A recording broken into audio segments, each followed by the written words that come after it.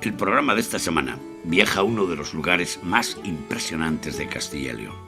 Vamos en busca del origen de la tebaida berciana, de aquellos primeros eremitas y anacoretas que vivieron en cuevas perdidas en lugares inaccesibles e insólitos, anclados en las hendiduras de sinuosos valles al abrigo de los bosques.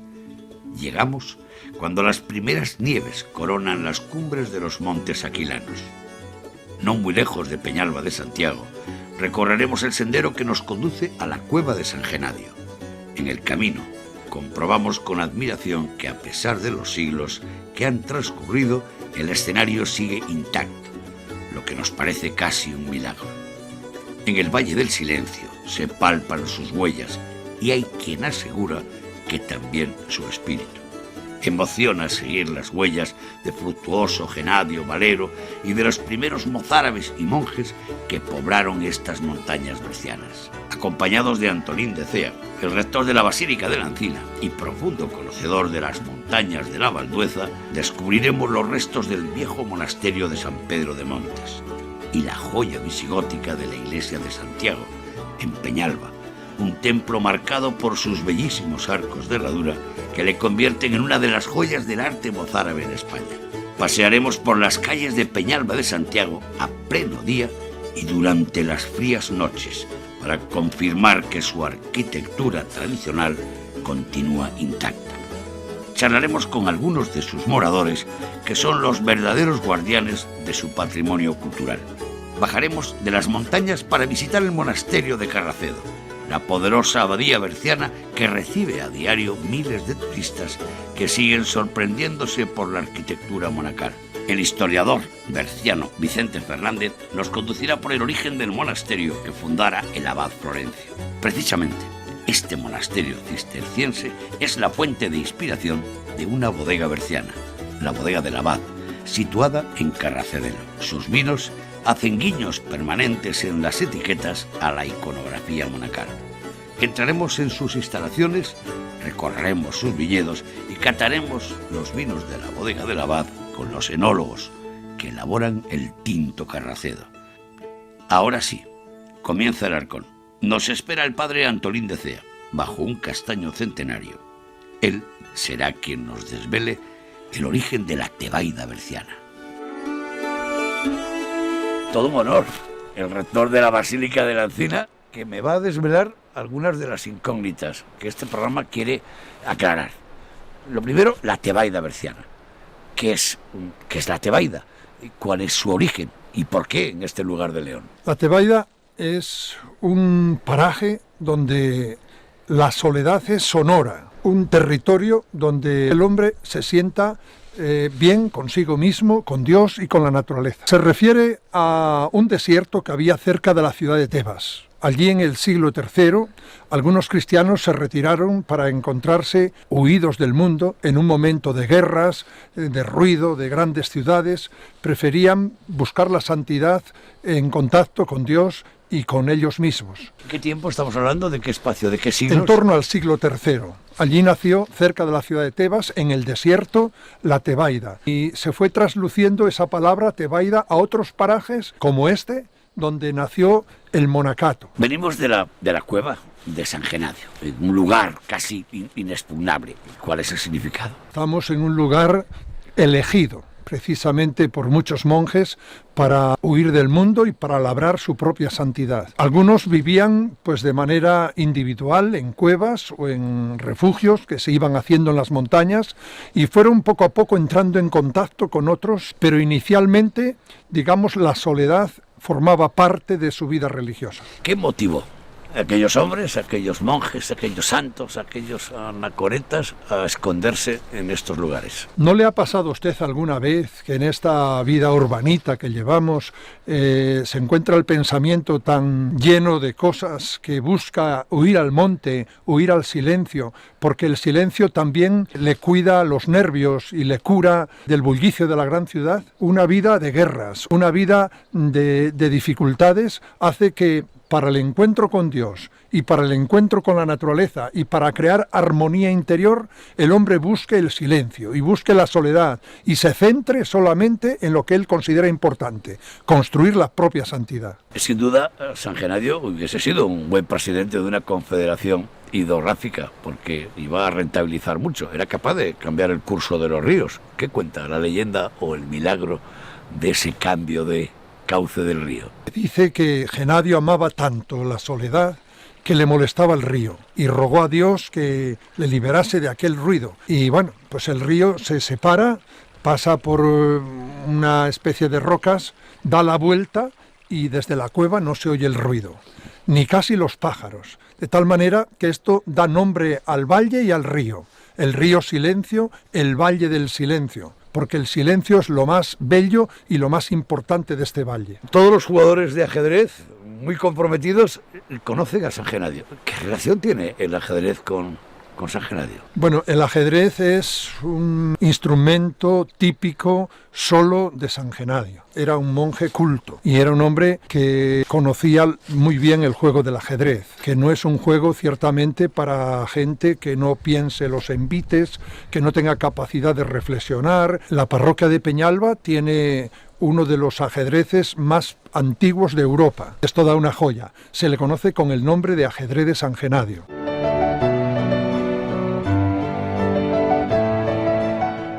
Peñalba de Santiago recibe miles de turistas todos los años. Está situado a apenas 3/4 de hora de Ponferrada y es uno de los destinos turísticos más importantes del Bierzo. Tras un día de duro trabajo, esperamos al anochecer para ir en busca de Mariole, la alcaldesa pedánea de Peñalba. En el interior de las casas, los turistas descansan al calor de las chimeneas, a buen seguro, todavía fascinados por lo que han visto de día.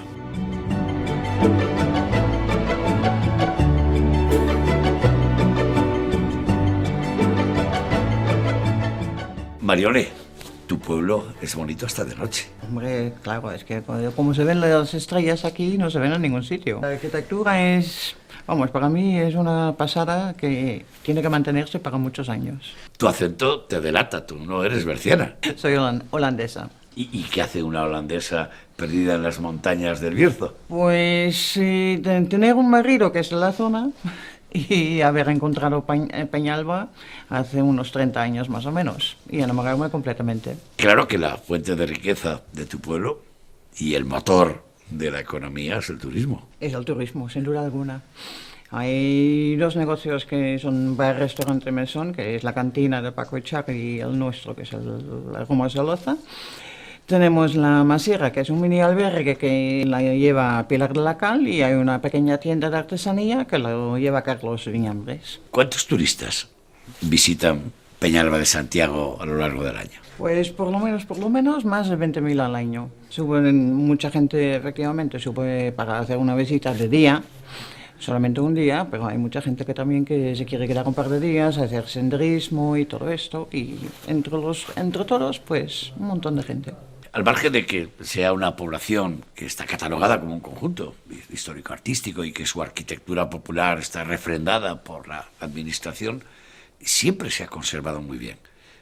¿Por qué Peñalba de Santiago ha mantenido su arquitectura tradicional casi impecable durante tanto tiempo? Se debe a los descendientes y los vecinos de aquí. Siempre han mantenido las casas y han reformado de la forma que estaba antiguamente, porque tiene muchísimo cariño al pueblo. ¿Qué tal se vive Peñalba de Santiago? Muy bien, a mí es una forma de vivir que me encanta, que también me doy cuenta que con niños pequeños, por ejemplo, sería una cosa mucho más complicada, pero se vive bien porque, claro, hay días de muchísimo trabajo, épocas de mucho trabajo, pero después siempre hay tiempo para disfrutar las montañas, de las vistas, la tranquilidad y la paz que tiene Peñalba y su entorno, porque es el entorno, no es solamente Peñalba y la iglesia. Mariole, ¿Cobráis a los turistas por el silencio?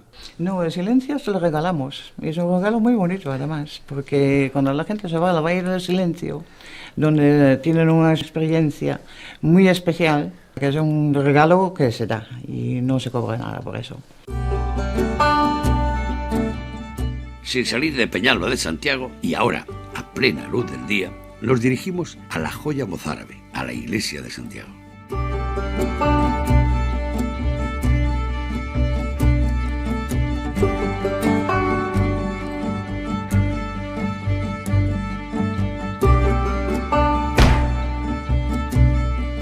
Padre, lo primero que sorprende al llegar a Peñalba, al margen del templo bellísimo, esta joya mozárabe, es que está dedicado a Santiago. San Genadio fue peregrino a Santiago y San Genadio tenía origen culto e importante, era familia de los reyes de León. Entonces le dieron reliquias del apóstol Santiago en uno de sus viajes a Compostela y esas reliquias las utilizó para fundar este monasterio. Desde luego, no puede negar este lugar su influencia mozárabe. Efectivamente, en aquel tiempo pues estábamos bajo el influjo románico mozárabe. La liturgia que en España había era la liturgia que habíamos heredado de los visigodos, era típicamente el calendario mozárabe. Y además se trata de arte de repoblación. Habían llegado ya los árabes y habían conquistado media España hacia el norte. Parte de la gente que trabajó aquí era mozárabe, es decir, había trabajado en el sur en contacto con los árabes y conocía las técnicas de construcción. Por eso el arco de herradura aquí abunda. Yo diría que casi cuando se estaba construyendo la Alhambra, a la vez, paralelamente, se estaba construyendo esta iglesia. Desde luego sorprende este tipo de arquitectura, ¿no? por la simetría. Por ejemplo, estamos aquí ahora debajo del arco toral que divide en dos el templo. Los arquitectos de aquel momento, que eran gentes sencillas pero inteligentes, les gustaba mucho trabajar con la equidad y con las mediciones justas y simbólicas. Bueno, desde el arco toral hacia la mitad hay la misma distancia que del arco toral hacia el otro lado. Hay dos ábsides, uno a una punta, la cabecera, en el presbiterio, otro en el sepulcro de San Genadio. Acuérdate que en esta época se elaboran también otras iglesias románicas donde construyen ojos de buey, en las que entra el sol el día del equinoccio tal e ilumina un símbolo concreto de la iglesia. Digamos que hay un amor profundo en la arquitectura por los símbolos, por las medidas. Llama la atención en la puerta norte, también de herradura, una inscripción que aparece en un lateral. ¿Qué significado, qué importancia tiene? Ciertamente es una de las lápidas más bellas de toda la Edad Media europea. Rememora pues al abad Estéfano, que es uno de los abades más importantes de este monasterio. Y además es muy bella por su literatura. Gómez Moreno y los grandes estudiosos están todos de acuerdo en que es maravillosa y que merece la pena traducirse. Desde el siglo IX hasta ahora, Antonio, ha pasado mucho tiempo. ¿Dónde está el secreto? ¿Por qué hemos logrado conservar un templo entero de estas características? Primero porque la gente aquí la ama mucho y la quiere. Y digamos que es el propio pueblo el que ha querido y ha conservado su iglesia. En segundo lugar, los monasterios visigóticos no son como los monasterios posteriores. Estamos hablando de monasterios pequeños, que están en la entraña de la gente, viven en contacto con la gente, les atienden religiosamente, pero no han perdido la naturaleza, están en contacto con la naturaleza. Continuamos en Peñalba. Ahora vamos en busca de Desi, que regenta uno de los restaurantes de cocina rural en la localidad.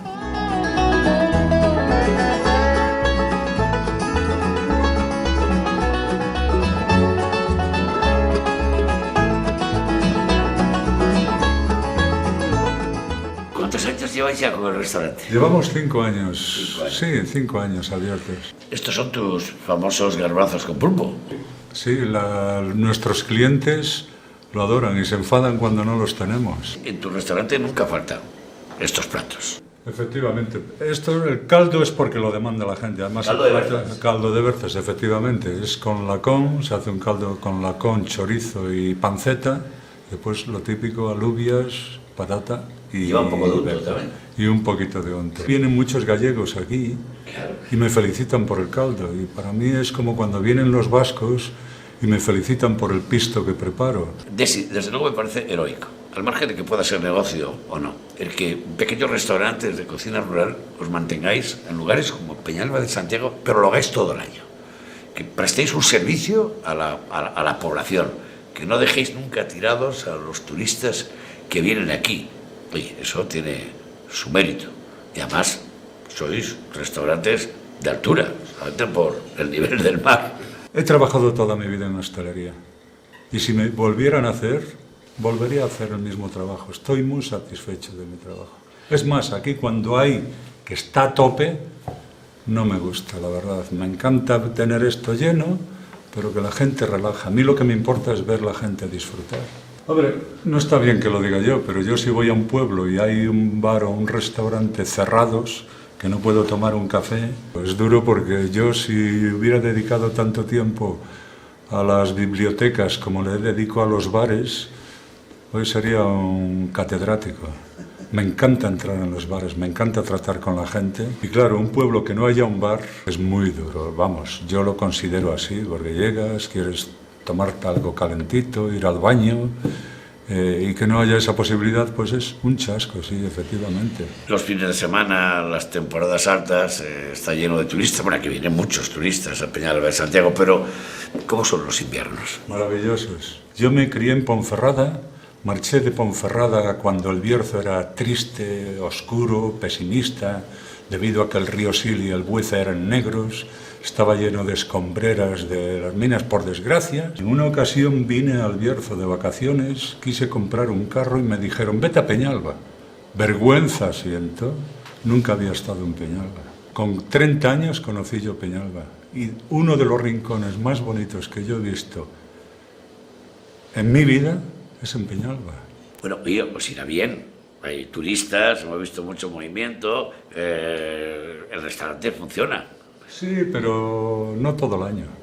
Y ojalá los clientes, los cuales les estoy muy agradecidos, se repartieran un poco y no se pongan todos de acuerdo para venir el mismo día. Pero la hostelería en los pueblos es muy complicada. Pero Desi, lo cierto es que si alguien sube a Peñalba, Sí. Un día de la semana, un fin de semana, en cualquier estación del año, no se va sin comer. No, por supuesto, porque además tenemos unos encantadores colegas que son la cantina enfrente de la iglesia y siempre acordamos de que uno de los dos esté abierto para que no llegue gente aquí que no pueda tomarse un café o comerse unas tapas o botillo, que lo preparan muy bien en la cantina. Decimos adiós a Peñalba de Santiago y volvemos de nuevo a perdernos por los valles de la Valdueza. Antolín de Cea nos acompaña ahora al monasterio de San Pedro de Montes. Nos esperan los muros y los claustros a la intemperie, encajados en la falda de la aldea de Montes de Valdueza, al arrullo del río Oza.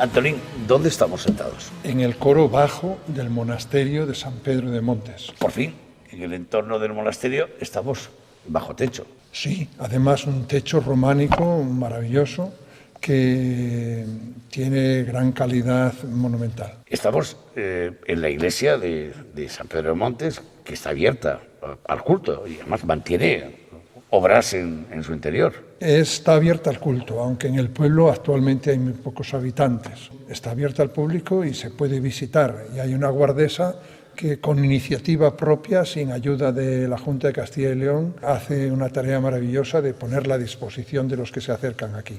¿Cuál es la advocación de del titular de la iglesia y a quién se dedican los retablos. Hay fundamentalmente 3 retablos mayores. El central está dedicado a San Pedro, no podía ser de otra manera porque este es un monasterio que se dedica in nomine Sancti Petri, a San Pedro. Y en ese retablo pues también está San Benito, porque los monjes abrazaron al final la regla de San Benito, y también Santa Escolástica, su hermana. A la derecha hay uno que está dedicado a la Virgen de la Guiana, un retablo rococó maravilloso. Precioso. Y a la izquierda está el de San Genadio, y es también un retablo neoclásico de gran valor. Sin duda, el tamaño, la mole de este monasterio sorprende a los visitantes paseando en el entorno de los claustros. San Fructuoso inició aquí una construcción muy endeble, muy pequeña. San Fructuoso, hacia el año 890, dilató, hizo más grande esto con sus monjes de Ayó de Vidriales,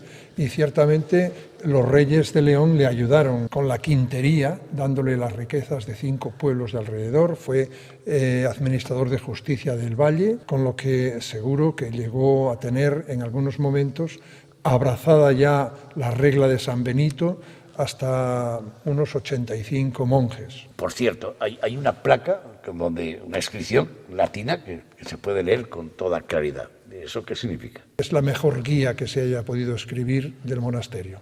En ella narra cómo San Fructuoso dedicó a San Pedro una pequeña iglesia frente al castro Rupiano, en un lugar idílico, donde había tejos, árboles tamarindos. Habla también de aves y de un lugar, insisto, paradisíaco. Cuentan que los monjes de este monasterio presumían de estar en un lugar de naturaleza exuberante, que habían descubierto casi el paraíso en los montes aquilianos. Cuando se hizo el plan director de este monasterio, se estudió también la flora y la fauna. Aquí hay un microclima que es bastante significativo. Por otra parte, es una zona fecunda, que se dan los árboles con facilidad y las semillas, y esta es una zona realmente singular. Santiago Peñalba, el Valle del Silencio, San Pedro de Montes, está todo en un entorno relativamente próximo.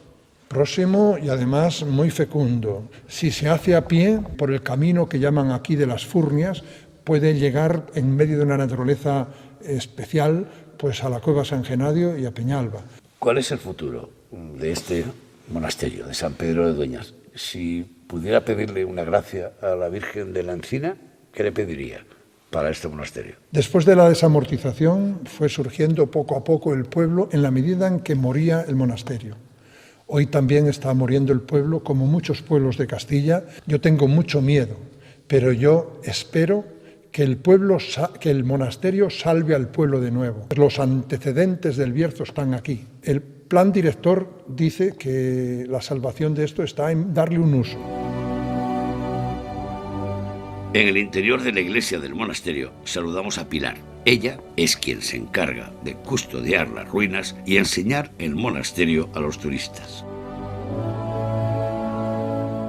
Pilar, tú eres la cara que ven los turistas cuando llegan a San Pedro de Montes, pero ¿quién es Pilar? ¿Qué haces aquí? ¿Cómo llegas a este lugar de las montañas del Bierzo? Pues soy una persona normal, aterrizo por aquí haciendo el Camino de Santiago, me desvío desde el Camino de Santiago. El lugar me parece el más maravilloso del mundo y decido que este es el sitio donde un día quiero estar y pues aquí estoy. ¿Tú trabajabas en Madrid? ¿A qué te dedicabas? Pues trabajaba en una empresa de telecomunicaciones de secretaria. Con mi marido nos vinimos para acá y aquí ya nacieron mis hijas. ¿Qué tiene este monasterio y este lugar que te enganchó? Pues tiene mucha magia. Este es un lugar único, la paz que hay aquí, el silencio, el paisaje. Este es un paraíso y no se paga con dinero el estar aquí, la verdad. ¿Qué es lo que más les sorprende a los turistas que llegan después de que les cuentas, les das un paseo por las ruinas del monasterio? Pues hay muchas cosas que les sorprende. Les sorprende muchísimo que un monasterio de este tamaño esté perdido aquí en las montañas. Les sorprende mucho también el estado en el que está tan dejado y también les sorprende muchísimo el paisaje. Es algo que a lo mejor desde aquí la gente que ya está acostumbrada no lo aprecia tanto, pero sobre todo el que viene de la ciudad, el que viene de Madrid, de Barcelona, de grandes ciudades, el paisaje les engancha, les maravilla. El monasterio está abierto todo el año porque yo vivo aquí, al lado, cerca cerca de él y si no estoy aquí mismo, suelo bajar los fines de semana, se me puede avisar a casa para verlo. En verano abrimos todos los días. Pilar, tú estás aquí todo el año, atiendes el monasterio y nos lo enseñas a los que venimos. Desde luego el trabajo es precioso y supongo que tendrá unas motivaciones culturales, personales tremendas, pero no estamos hablando de un negocio ni que tengas un sueldazo. Oye, ¿por qué lo haces? Es un trabajo voluntario, nos dedicamos a cuidarlo, a mantenerlo, a desbrozar, a limpiar lo que se puede. Y bueno, la vida te la tienes que buscar un poco por otros lados, esto es amor al arte.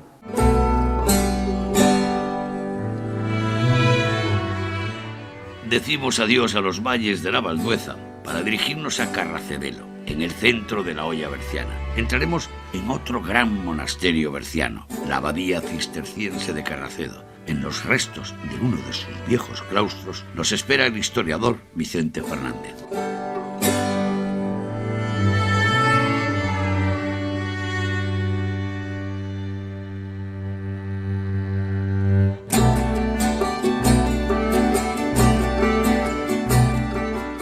Profesor, ¿dónde está el origen del monasterio de Carracedo y por qué este emplazamiento en medio de la olla? Bueno, pues está en el siglo X, que es cuando el rey de León, Bermudo II, se lo dona a unos monjes. Y está precisamente en la olla porque es la zona más rica del Bierzo y ya han cambiado los tiempos de los anacoretas y ahora ya los monjes buscan otras tierras para explotar y colonizar. Sigue llamando la atención el tamaño, las dimensiones del monasterio. Este tamaño que vemos hoy no corresponde al de la fundación, porque ya todo es, ahora donde estamos es del siglo XVI y lo que está a nuestro alrededor, exceptuando lo de la parte de atrás, que ya es del siglo XII-XIII, todo lo demás es del XVIII. Llegan a estar entre casi 60 monjes y después necesita muchas dependencias porque esto es como, podríamos decir, como una pequeña fábrica. No solo hay monjes que rezan y hacen su vida religiosa, sino después también gestiona un gran patrimonio y ese patrimonio pues está formado por viñas, se produce por lo tanto vino, cosechan también productos en la propia huerta, se necesitan almacenes para el grano, para las paneras, se necesitan para el ganado pues los establos y al final tenemos ya un conjunto monástico importante, a lo que hay que añadir la gran hospedería que se hace en el siglo XVII.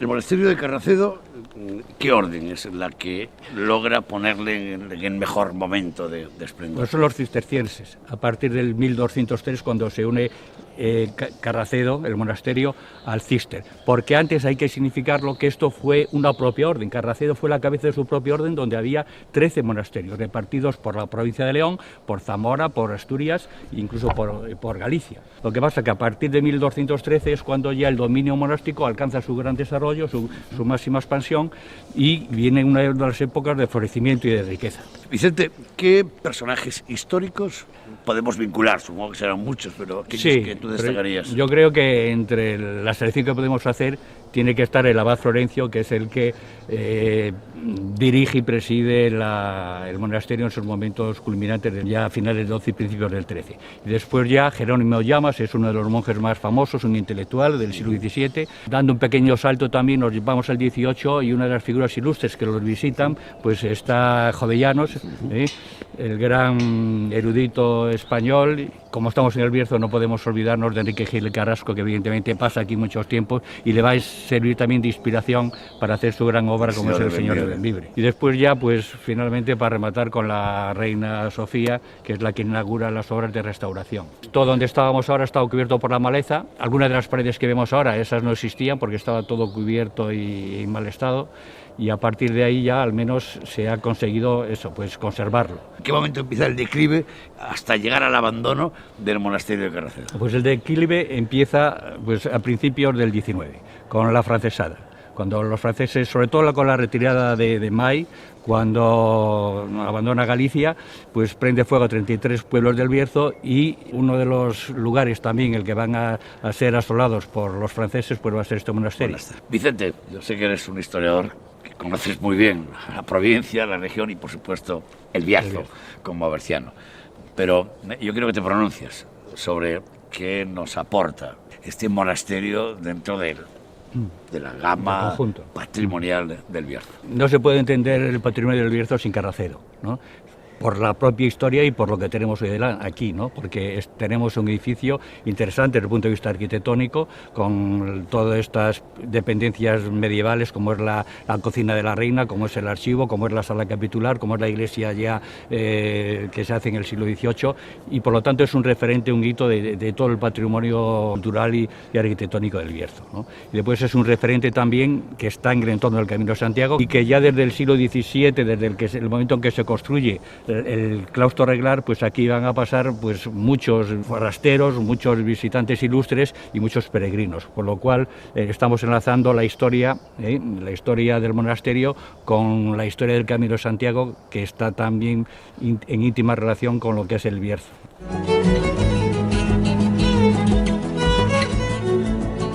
Impactados por la historia del monasterio de Carracedo, nos dirigimos a la bodega del abad, situada a un tiro de piedra del monasterio. Casualmente, esta bodega, acogida a la denominación de origen Bierzo, se ha inspirado en la iconografía de Carracedo a la hora de diseñar sus vinos.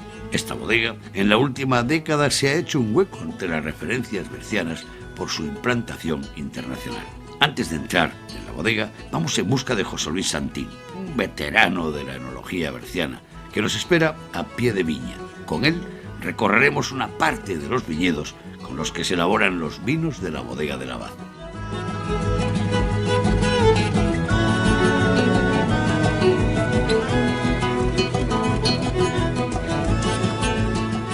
Santín, viejo amigo, oye, que me encanta. Estamos en la viña de tu padre. Hombre, la de siempre, toda la vida. Godello Doña Blanca, de hace ya 40 años que la hemos plantado de nuevo, sí. ¿La viña de Ubaldo? Sí, la viña de Ubaldo, claro. Tu abuelo y la tu viña padre. de Ubaldo y la casita de Ubaldo, que está muy cerquita de nosotros. Exactamente. Y además son una de las godellos más viejas del Bierzo. Sí, sí, en cantidad sí. O sea, había cepas de godello aisladas por las viñas, pero realmente una plantación de godello fue la primera, esta que ya me decían que estaba trastornado en el año 82 cuando yo estaba haciendo ya la plantación.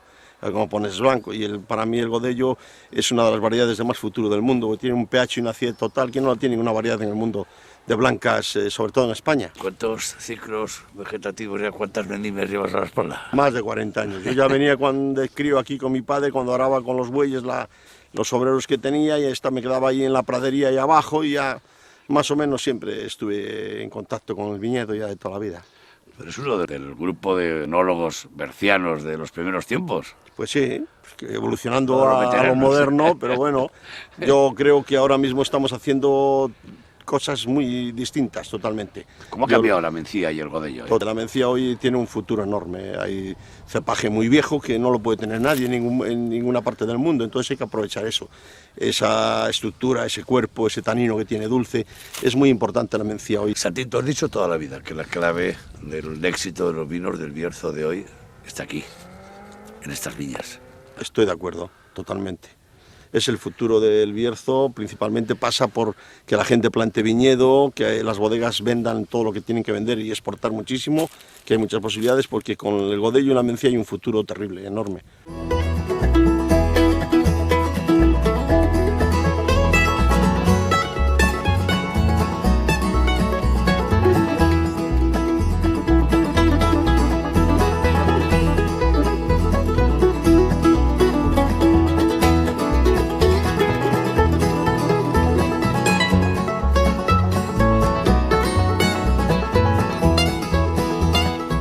¿Dónde estamos ahora, Santín? Estamos en una viña de Abadón Bueno. Viñas viejas y canto rodado. Sí, estas tienen más de 80 o 90 años. Hay cepas que tienen aquí más de 90 años, sí. Canto rodado, sílice, es una zona muy buena. Allí nosotros protegemos el medio ambiente y somos en las labores culturales que estamos haciendo en este viñedo, es una protección de la variedad y de la complejidad de la variedad. ¿Cuántas hectáreas tiene propias la bodega de la Abad ahora? 22 de viña joven, de godello y mencía, y otras 14 de viña vieja. Aparte de las que tenemos contactadas con agricultores que llevan con nosotros ya 14 años toda la vida, produciéndonos la uva que nosotros necesitamos. Bueno, y de aquí es de donde sale toda la gama de vinos de la bodega. Efectivamente, esta es una zona privilegiada, esta zona de Villafranca del Bierzo. Es una de las zonas más completas a nivel de variedad, a nivel de pH, de acidez. Es una zona muy buena. No hacéis una viticultura agresiva. No es agresiva y el medio ambiente lo cuidamos al máximo. ¿La bodega Lavando es una bodega, es grande o pequeña? Bueno, es una bodega que para vinos de calidad está bien. Tenemos 500.000 kilos de capacidad, todo en inox. Tenemos también una capacidad de casi de 1000 barricas de roble francés y americano. Es una que está diseñada para hacer vinos de gran calidad, de calidad o de mucha calidad, lo que quieras llamarle. Nosotros vamos a rendimientos pequeños porque vamos buscando concentración, vamos buscando vinos, digamos, distintos, ¿no? Para el mercado exterior sobre todo. Oye, ¿sigue estando el rosetón a la puerta de la bodega? Sí, claro. ¿El mismo del monasterio? Mismo, claro, efectivamente. Esa es el buque insignia nuestro. ¿Tú sigues soñando con los abades, con el Don Bueno, con Yo el creo que monasterio sí, del Carracedo? al final voy a terminar siendo monje o algo. Oye, ¿vamos para la bodega? Vamos para la bodega, Venga, sí. vamos. Estupendo. Ya hemos conocido las viñas viejas, las nuevas espalderas y un paisaje vitícola berciano impresionante. Ahora nos dirigimos con Santín a la bodega. Nos espera el enólogo Miguel Tienda en la nave de crianza.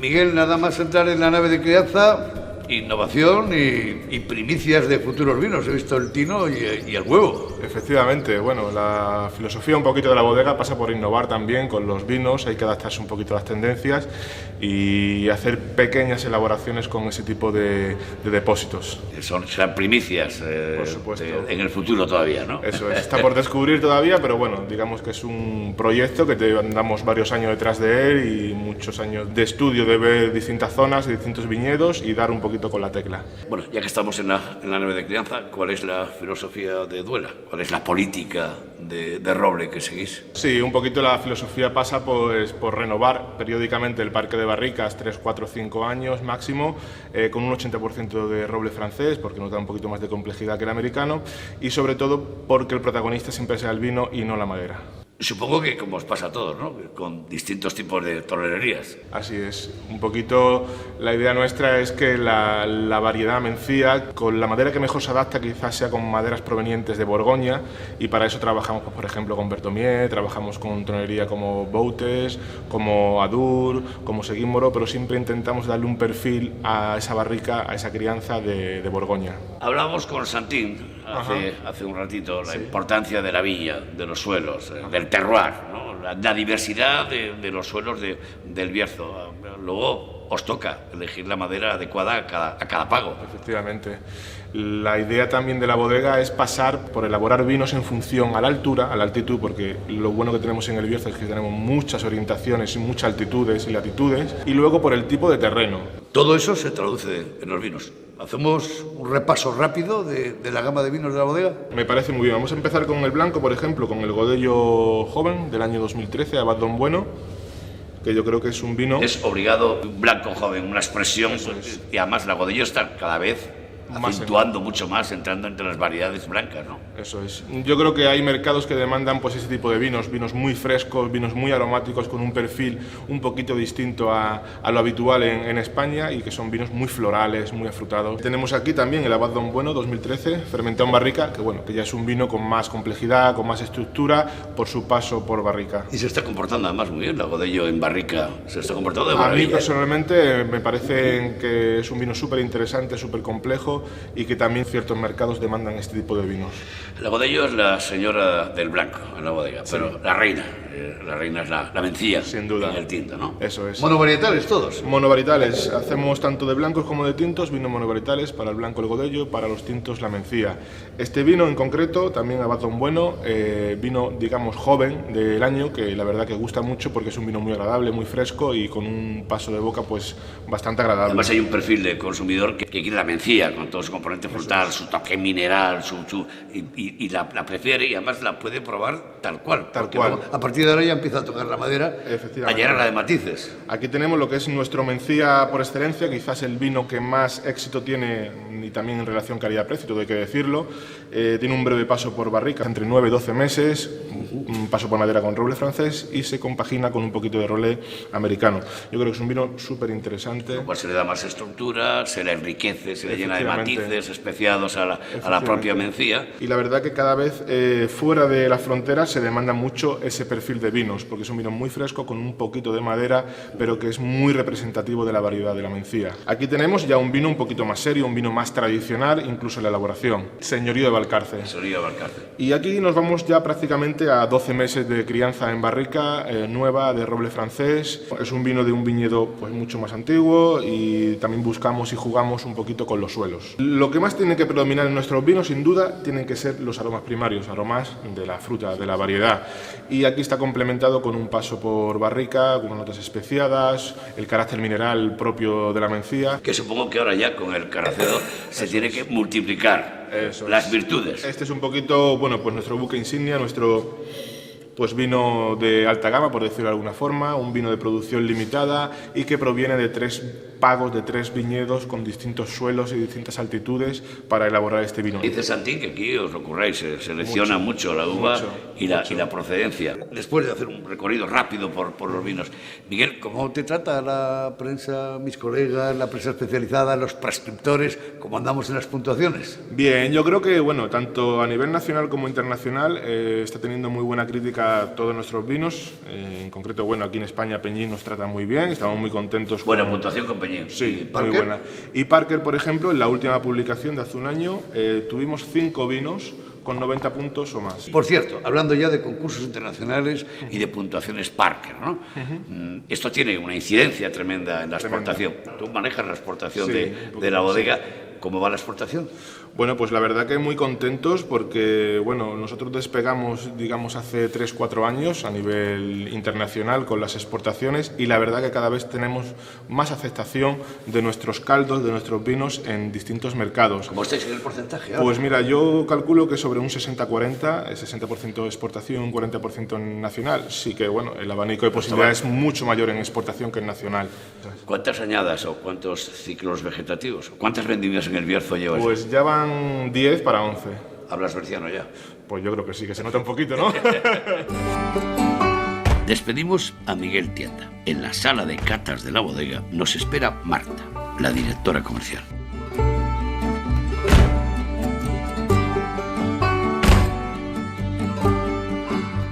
Marta, nada más entrar, el rosetón a la puerta de la bodega. Es el emblema de la bodega. Está en la fachada principal del monasterio de Carracedo. Es el emblema de la bodega.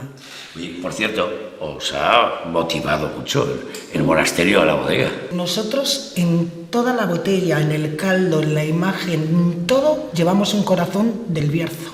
Y el rosetón, el nombre, todo tiene una relación. Lo del abad Don Bueno no es ningún invento de marketing, existió.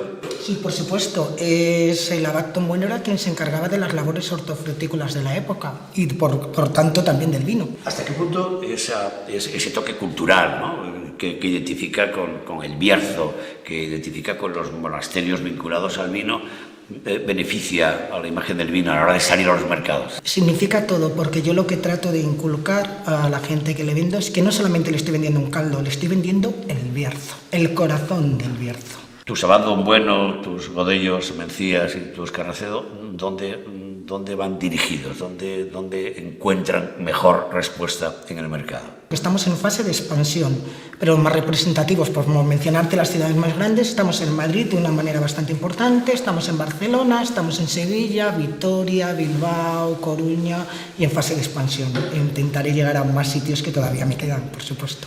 En los últimos tiempos ya se nota mucho más que las Mencías tienen una presencia, son mucho más conocidas en los mercados profesionales, en el mercado español. Vamos a ver, es muy difícil luchar contra las 3 R's ya impuestas, es decir, Rioja, Ribera y Rueda. Entonces, estamos robando ese trocito donde la gente ya está empezando a conocer lo que es una Mencía y una Godello, que es autóctona del Bierzo, aunque compartimos un poquito con Galicia, pero es autóctona del Bierzo. Bueno, en tu caso tienes suerte, porque la política de precios de la bodega no es de las que tienen unos precios desorbitados. ¿Llegáis a todos los públicos de consumidores? Como tenemos Godello joven, tinto joven y luego tenemos varias referencias, tenemos una política de precios que abarca todo el mercado. Evidentemente, si quieres el de alta gama, que es Carracedo, pues es un poquito más caro porque es un vino de autor. Si quieres un vino más económico, no por eso peor, sencillamente más económico, tienes el Godello joven, el tinto joven. Hay una disposición que llega a todos los mercados. Nosotros tratamos de tener una buena relación calidad-precio, pero sobre todo voy dirigida a hostelería y a tienda especializada. ¿A qué sabe la mencía? La mencía es Bierzo. Es tan sencillo, es una uva muy especial del Bierzo, con unas características muy singulares, que sabe a Bierzo. Sabe a la tierra del Bierzo, al trabajo del Bierzo, es solamente exclusivo de aquí. Salimos de la bodega del Abad, pero aún nos queda todavía catar el tinto Carracedo con Santín, el viejo roquero de la enología berciana. Hemos elegido, como era de esperar, el escenario más fiel a la imagen de los vinos de la bodega.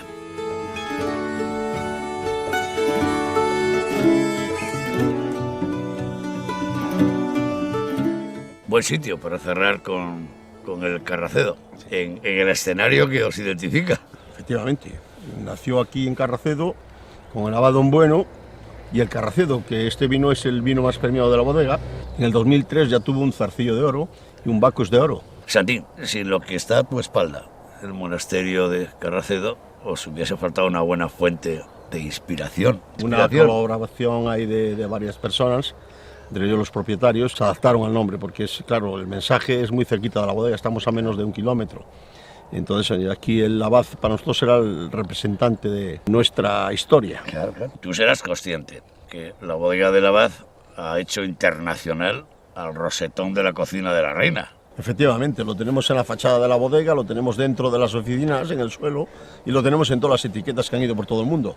Es con el Carracedo, es el emblema de la bodega, el rosetón y el Carracedo. El Carracedo es el tinto de la bodega que mejor expresa la identificación con la mencía, con el terroir del Bierzo. Sí, efectivamente, el Carracedo son viñas muy viejas, de más de 70 años, 80 años, son vinos muy concentrados, producciones pequeñas, producciones casi que andamos con 4 o 5 mil kilos por hectárea, y es un vino muy mimado, una barrica nueva, francesa y americana. Es un vino que prácticamente se hace casi manualmente. Santín, nunca estuvo tan justificado un brindis por Carracedo. Carracedo.